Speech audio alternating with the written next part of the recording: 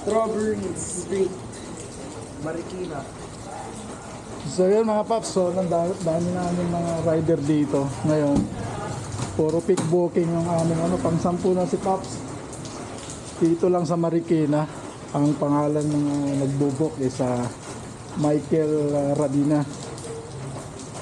So pag may nakita kayong mga booking dito na pangalan Michael Radina, huwag nyo na i-accept na, no?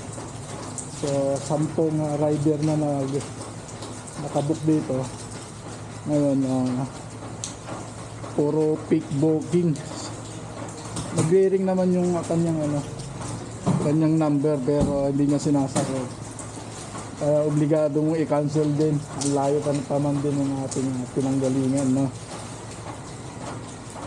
Sama ng ugali ng ating mga customer ni iba't ibang Grab, Joyride sa Kamukit.